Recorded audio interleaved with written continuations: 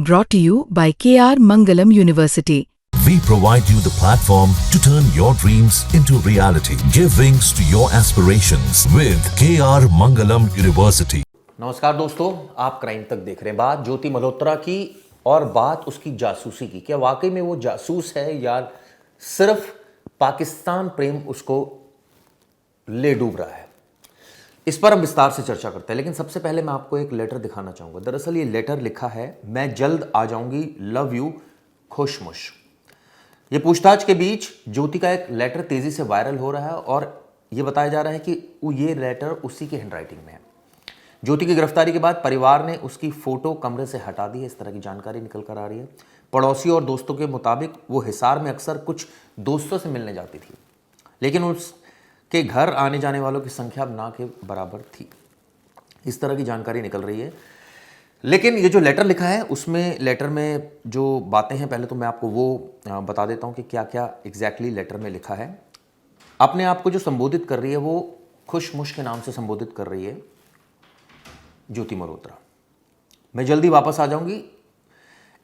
उसके कुछ ज़रूरी दवाइयों का भी जिक्र किया गया है जो घर में मंगवाने के लिए कहे गए हैं।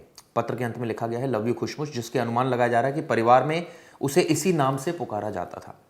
इस पत्र को भावनात्मक पहलू के साथ साथ एक संभावित कोड मैसेज के तौर पर भी जांच की जा रही है। एक दरअसल हमने जो सीक्वेंस में पाया कि इसकी जो दोस्ती हुई, सबसे पहले अली से हुई, यानी दानिश से हुई इसकी दोस्ती, और उसके बाद इसकी दोस्ती 3 लोगों से होती है, जो कि 3 लोग इस पूरे अगर बात की जाए प्रकरण में काफ़ी महत्वपूर्ण है। और ये तीनों लोग, एक तो ये बताते हैं कि इसकी तीनों दोस्त जो लोगों से दोस्ती होती है वो पाकिस्तान में है। एक का नाम शाकिर बताया जा रहा है। ऐसे में ये बताया जा रहा है कि वो लोग खुफिया एजेंट्स थे और ये इन तीनों से जो मुलाकात कराई उसमें सबसे जो अहम रोल था वो दानिश का था। तो दानिश और ज्योति के बीच क्या रिश्ते थे?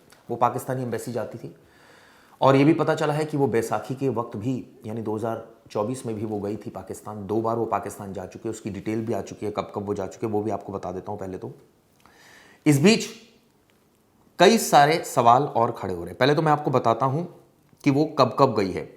ये बताते हैं कि पाकिस्तानी दूतावास में काम करने वाले जिस दानिश को जासूसी के इल्जाम में 13 मई को भारत छोड़ने के लिए कहा गया था हाल ही में, दरअसल एफआईआर कहती है कि 3 और जासूसों से उससे मुलाकात कराई थी। एक का नाम है अली अहवान, एक का नाम है शाकिर, एक का नाम है शहबाज।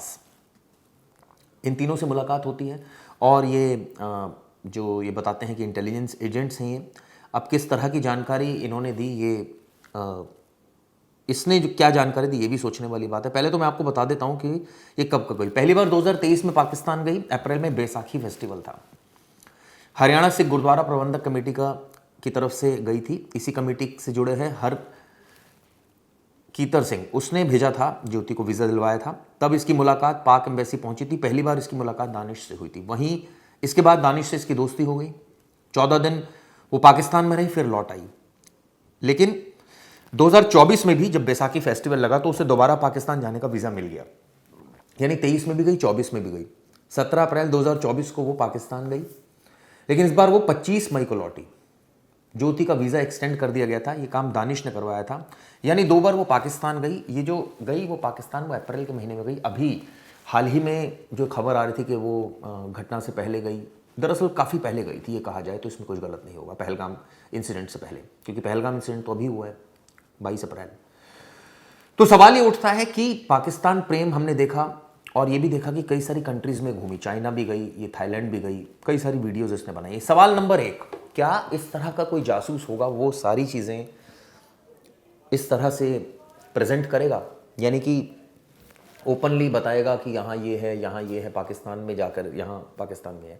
और जिस तरह से हमने देखा ऑपरेशन सिंदूर हुआ, कई सारे डिफेंस एयर बेसिस के बारे में, हमारे एयर बेसिस के बारे में भी जानकारी पाकिस्तान को लगी कि कहाँ कहाँ है, आदमपुर में है, वहाँ के बारे में भी हमें लगी कि कहाँ कहाँ उनके जो बेसिस हैं, जिसमें ये भी पता चला कि जो कई एयर बेसिस को जब हमने निशाना बनाया हमारी सेना ने, तो वो पता लगे कि उन एयर बेसिस के नाम क्या क्या थे, और ये भी पता लगा कि वो एयर बेसिस एग्जैक्टली कहाँ कहाँ हैं।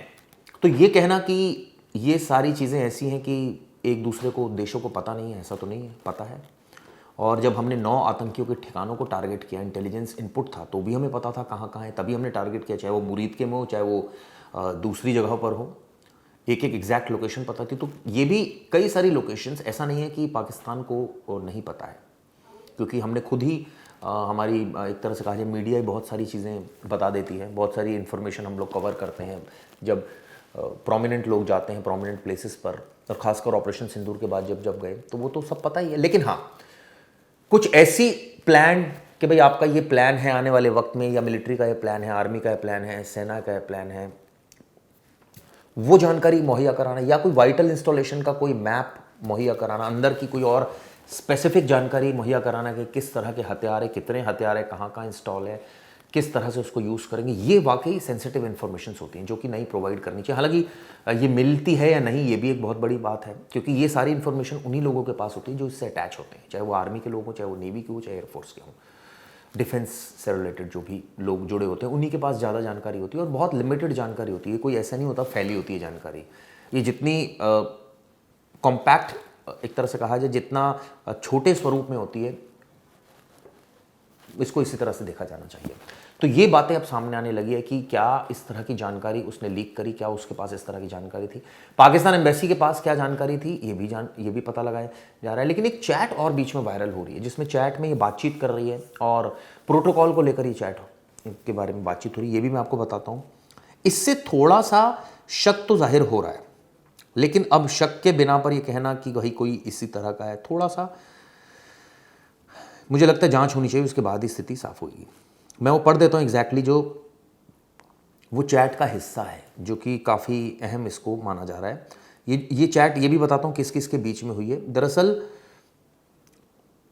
आईबी रॉ सब पूछताछ इससे कर रही है। ये पता चला है कि अली हसन, जो कि आईएसआई का अधिकारी बताया जाता है, जिससे मिली थी पाकिस्तान में जाकर, व्हाट्सएप चैट सामने आने से हुआ है। अली हसन ने ज्योति से कोड वर्ड में पूछा कि जब वो अटारी बॉर्डर गई थी तो अंडर कवर एजेंट तो नहीं मिले, तो उसे, अब अंडर कवर एजेंट क्या होता है, नहीं मिले, जिसे किसी खास प्रोटोकॉल के तहत एंट्री दिलाई गई हो। मतलब आपको वो तो नहीं मिले जिनको किसी खास प्रोटोकॉल, आपको प्रोटोकॉल तो नहीं नजर आया, कोई अंडर कवर एजेंट्स तो नहीं मिले।